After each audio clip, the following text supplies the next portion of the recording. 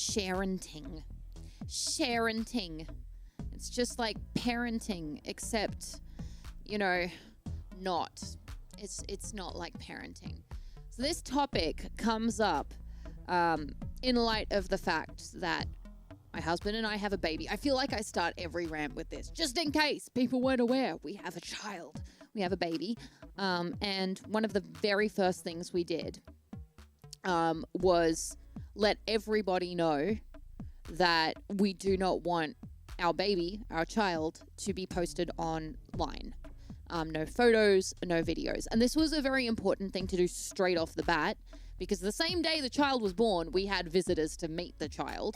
But also on top of that, people have this tendency to share images, photos that they take quite flippantly on social media and online. So we had to straight up tell people that's a hard no from us.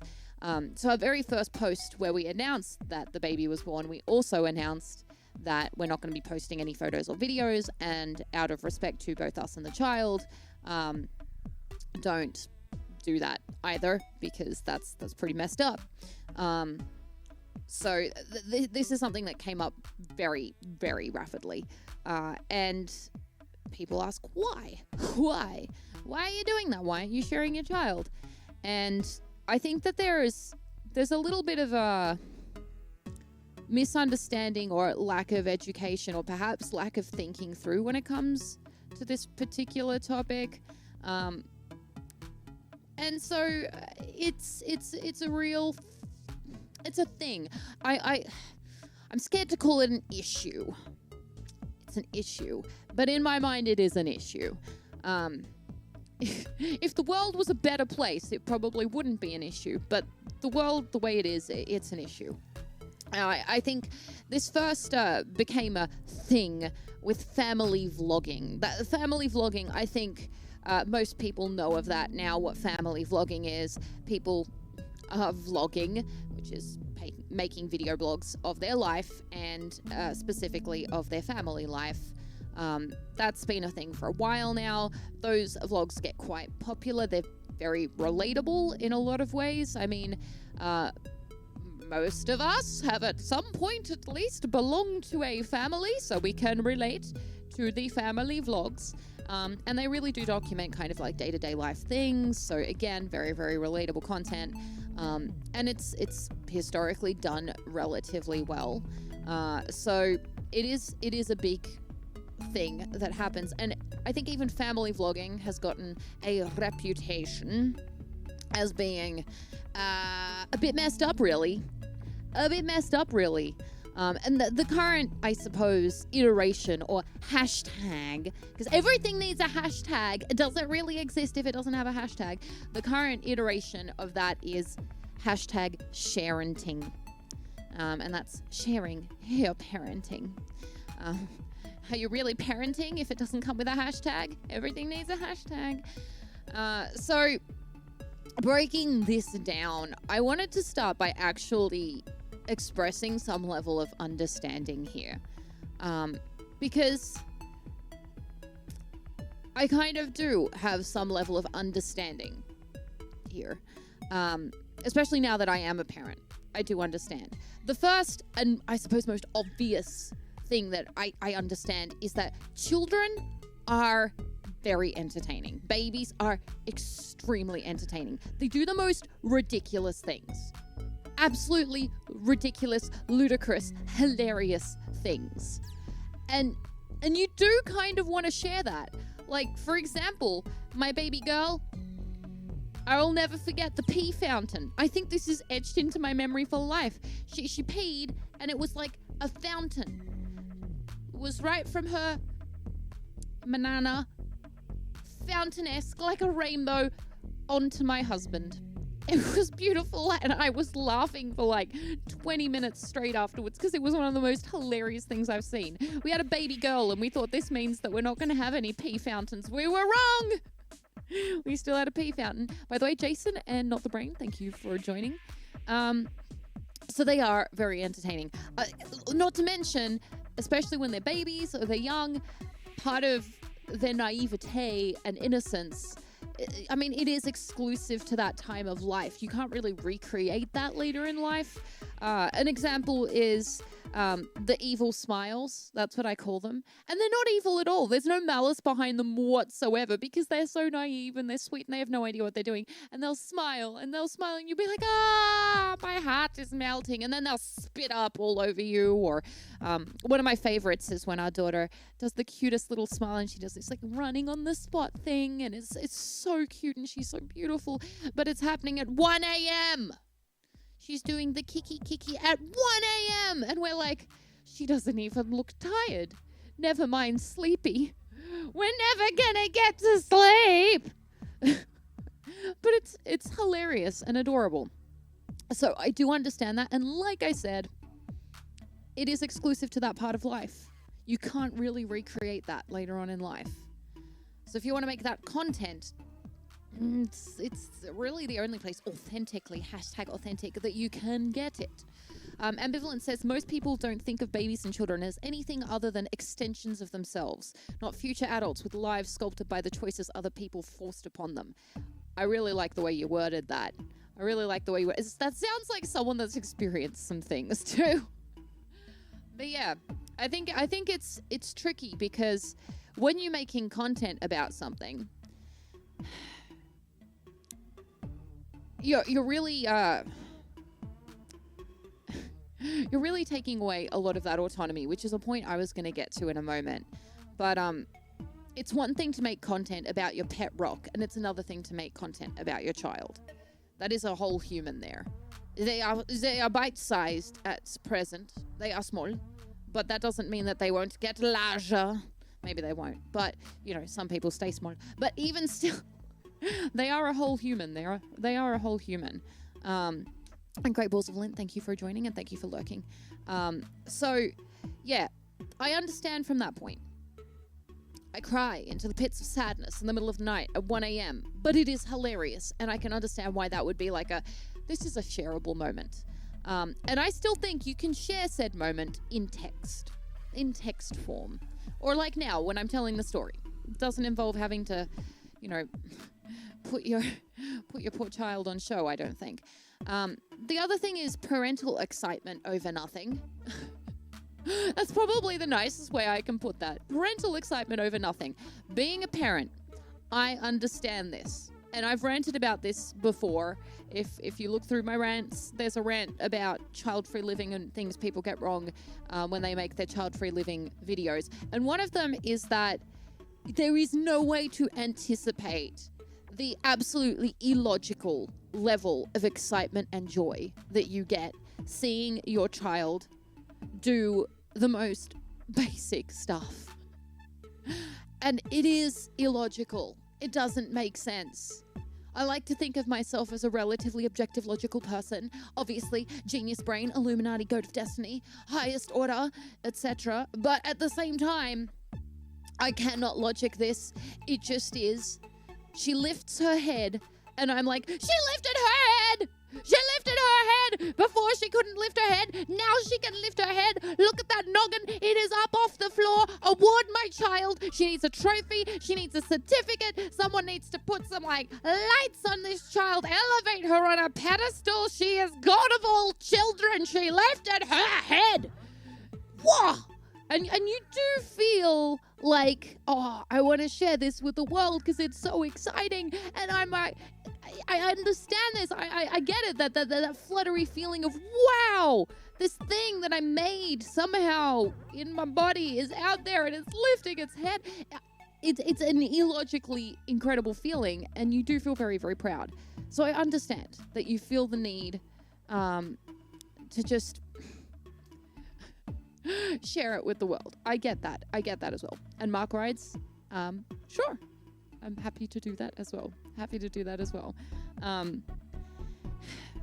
And those things I really do understand. Probably the third one is that us parents, we tired. Not every parent, I guess. I can't speak on behalf of every parent, but I'd say most parents, especially at the beginning stage, we're tired, we're delirious, especially the women are very hormonal. I know that word is taken out of context and used in a really kind of inappropriate way, but the truth of the matter is that the hormones are everywhere postpartum. They're everywhere. You stop breastfeeding. I've just recently stopped breastfeeding, and there's a giant hormone crash. You know, you're exhausted, you're not sleeping, you're tired, and it's easy to slip up, especially when you combine it with those previous two. Your children are doing ridiculous things, and that like extreme love that you feel for them and excitement for everything they do. So I understand things from that perspective. One thing I understand but I do not respect is financial grifting. And this word grifting has recently come into vogue. Have you noticed that? Grifting. A bit like oversized jeans and the ugliest colors on the face of the planet and Crocs. These things have all come into fashion because Gen Z has choices. But grifting, the word grifting it's been thrown around a lot nowadays. There's a lot of videos being like, are they a grifter? Is this person a grifter? They have an opinion. They have a book. I think they're selling something. Are they a grifter? They made a business on something. They must be a grifter. Grifting. And I do feel like this word is thrown around too much. Just putting that out there. I think it is thrown around too much. Sometimes when you disagree with someone's opinion, or there is a gray area, like most things, there's a gray area with most things, someone puts out a book or whatever it is that really is based on their research and beliefs, but you don't agree with them, that doesn't make them a grifter. That makes them someone that started a business and you don't agree with it. Don't buy it. Simples. But I really do feel like the word is appropriate in this scenario. Financial grifting.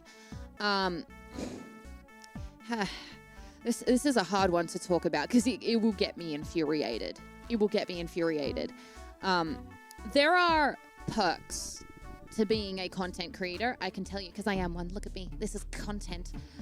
There are perks to being a content creator, and the perks are very specific to the type of content you create, and also your own value system and choices you make as to what you are willing to do. So as an example, I do musical comedy, and as a part of that, because I do music specifically, if I reach the tax threshold and I'm above it, then I can actually make deductions on musical instrument purchases. And I'm not going to lie to you, there have been many times where I have purchased musical instruments because I know that I'm a certain amount above the threshold, and if I buy this musical instrument, it'll drop me below the threshold, and it's actually financially savvier for me to spend that money than it is not to spend that money, ironically. And I like musical instruments. Why else am I making this content, right? So there are certain things you can get tax back on.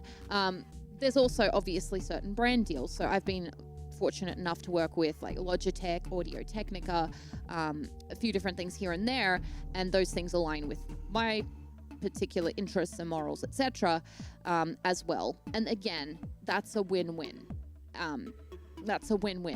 I've been fortunate enough to get like really great gear from Audio Technica. Ironically, I was purchasing their gear before anyway, so it's really great because I didn't have to pay for it, and now I've got it, and it's like, yeah! Wah! That is also a financial perk as well. Now, as I said, these things are relevant to the content I make. And if you are making family vlogging or sharenting content, the things that you get to save money on are things that most people do not get to save money on. And those things include toys. Those things include holidays. Those things include general life things because you are making general life content. KevTech, thank you for joining. So there is, sadly, a bit of an incentive there to make that particular style of content because those are not things like musical instruments or audio gear. Those are things that, you know, are saving you money in day-to-day life. Not to mention, you can get tax back on expenses, and free holidays. Who doesn't want one of those, right? So there's some financial incentives to making that particular style of content. And I can see why that would draw people in. As I mentioned earlier, don't respect it. obviously. But I can understand the appeal. Again, as a parent, I am flabbergasted. That's a big word. Hashtag intellectual.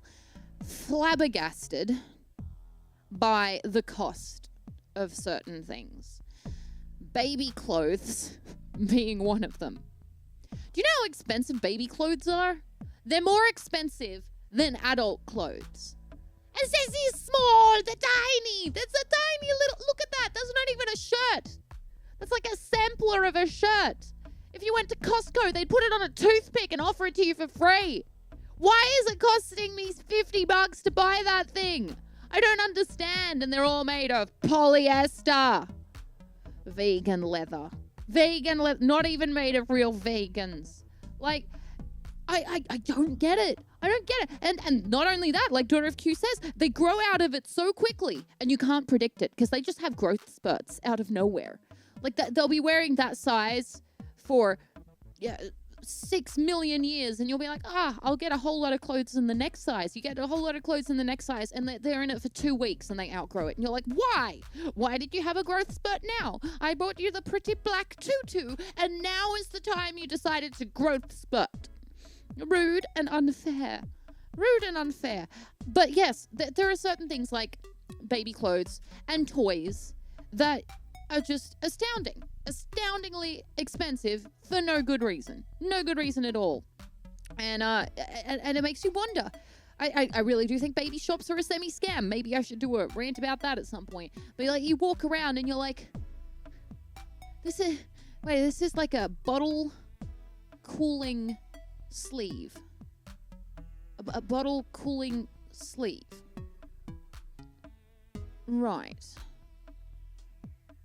And it's $30. What? I can get one of these off Redbubble with a very fashionable fuzz puppet design. Just a regular bottle cooling sleeve. What are those things called again? For like, what? $5. Why is this one? Because it's in pastel and has little flowers on it. Why is this one $50? Like, I can understand. I can understand why people want to get money off. Opinionated, thank you for that resub. 6 months, massively appreciated. So I can understand. Don't respect it though. However, when it comes to hashtag Sharenting your child, there are some serious issues with it. And to those out there considering this, I know there's a lot of innocent people out there, by the way, who are not influencers. They don't know about the world of influencers or content or haven't looked too deeply into the internet. Let me please put this forward to you so that you can consider this yourself before embarking on hashtag Sharenting. Before you end up on one of the now many documentaries that are coming out. There are these things online that I've seen which are ripped off the TV because that's legal, and they're put online, and you can just see these kids sitting in the audience, and they're like, put your hands up if you feel exploited by your family, and all the kids are putting their hands up. There's legal cases now, of kids that were sharented, and they're now suing their parents. So before you get yourself into that position, it's a verb, being sharented, hear me out here. I think the most obvious encroachment that you do as a parent that overshares your child online is you clearly override the child's autonomy. And look, I understand that there's a debate around this. They are children, and there are limits here. Obviously, in most cases, you are the parent. You are telling your child what to do. If your child is putting on a nappy because they don't know how to use the toilet yet, you're not sitting the child down and saying, can I have your consent to put the nappy on you before they shit themselves? You're going to have to put the nappy on them. And not just that, but if the kids had to give their consent for everything, then you'd come up to them and you'd tell them to stop eating the sand in the sand pit, and they'd be like, I don't consent to your policing of my activities. And then they'd be eating the sand, and then they'd end up sick. Look, there is a certain amount of parenting, right, that does override consent. I know no one likes to say that, no one likes to put that out there, but it's true. It's true. At a certain point, you know, you do hand the reins over, but when they're a kid is not the time. So autonomy, there is an argument here against it there. But even if you were to say, in this situation, you need the child's consent, can they give consent? Can they give consent? And they're 6 years old. They think the caterpillar is their best friend, the one they found in the garden, and they're now feeding it to the dog. I'm not sure if that's, you know, adequate yet to really get their consent there. So even if you're like asking your 5-year-old before you post something on Facebook and you're going, little Delilah, do you consent to me putting this photo up on Facebook? When Delilah says, sure, they don't really know what they're saying yet. I don't want to like downplay the intelligences of little humans, because it's not that they aren't intelligent people. It's not that they aren't full humans. They are. And I actually think a lot of kids know a lot more than we give them credit for, and they're a lot more sentient than we give them credit for as well. But, you know, if they can't consent to get a tattoo, if they can't consent to, you know, 1,000,001 other things, I don't think they can consent to you posting them on Facebook either. So I don't know. The autonomy argument is a bit of a weird one. Embarrassment is another one. And I think this one is probably the cruelest one. When your kid is doing something funny and you're posting that online, chances are the reason you find it funny is because it is embarrassing for the child, right? Sometimes it's the parent doing something that's embarrassing, and then I guess that's, you know, people are laughing at the parent, not the child, but a lot of the time people are laughing at the child doing something funny. And the internet is forever. You can't kill this thing. Like, I swear, for all time, forever, people will run around with their cast iron pans trying to smack it dead, and it's gonna stay alive.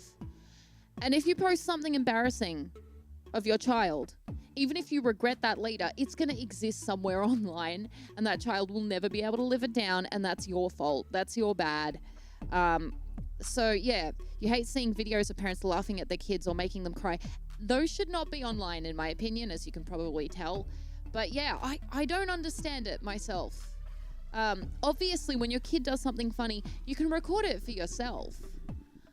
But by putting that online, I mean, regardless of any sort of like bigger picture argument, just on like a personal level, that's a bit of a dick move. Like, that's a bit of a dick move.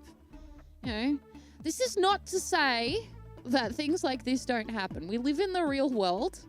Nurses have patients that they laugh at behind their backs, and it helps them get through the day. As long as they keep that to themselves and the patient doesn't find out, because that's pretty messed up if the patient finds out, you know, they're going to keep doing that, and it's going to help getting them through the day. Parents are going to do that when their kids piss on them because it's a coping mechanism and because it's funny. But again, keep that to yourself, right? Keep that to yourself.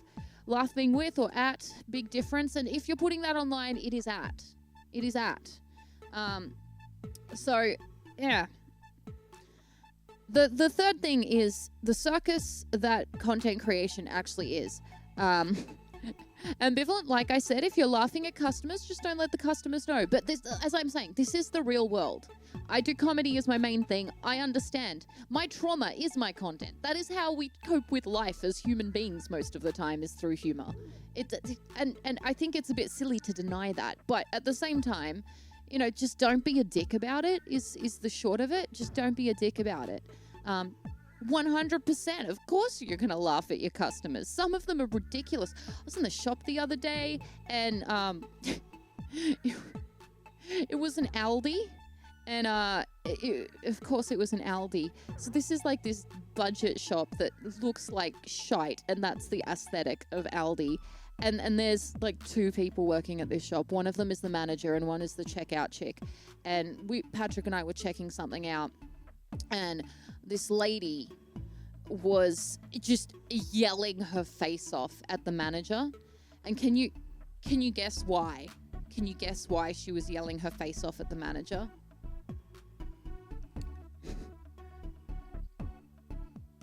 This is ridiculous to even say out loud.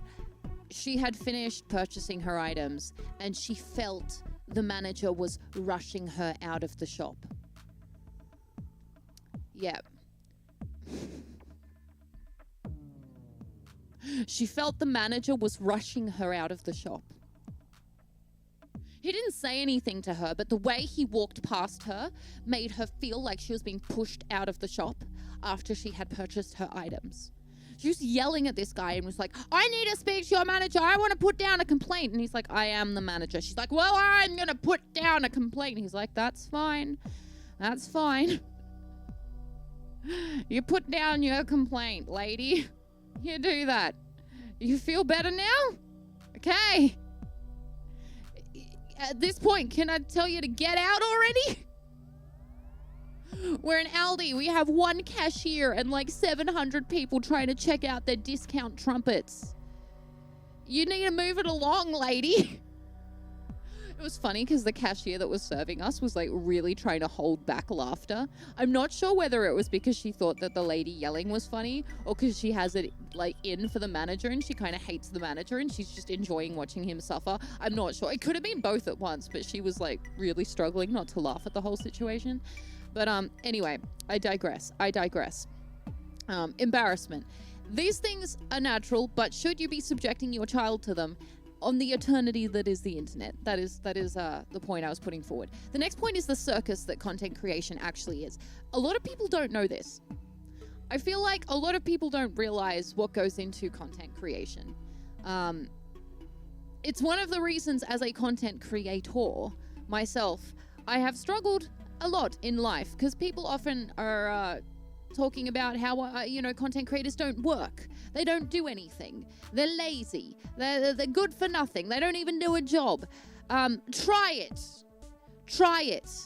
Being a content creator is a lot of work, especially nowadays. Guten Abend, Links. Thank you for joining. It is a lot of work. You have to understand how to film and everything that goes with that, lighting, etc., edit. But nowadays especially, there are very high expectations on content creators. The amount of content you put out, the type of content, the quality of that content. Again, the aesthetics, the lighting, the visuals, the audio element, how clear and crisp it is, how clever it is, the ideas you have, having it scripted but making it seem like it's not scripted. There's a lot, and a lot of the time, especially bigger content creators are playing a team sport. I am playing a team sport right now. I'm a very small-time content creator, but I'm definitely playing a team sport. Our team has, multiple mods, 5 mods. We've got Tony, who creates videos that help promote the stream on socials. We've got Rose, who's the official greeter. We've got the Discord team, which is helping greet people. There's me. There's also my husband, who does a lot of helping out when it comes to making the content as well. There's always lots of collabs and things going on. It is a team sport. And on the grander scale of things, it is essentially a business. You've got film crews behind the scenes. You've got editors behind the scenes.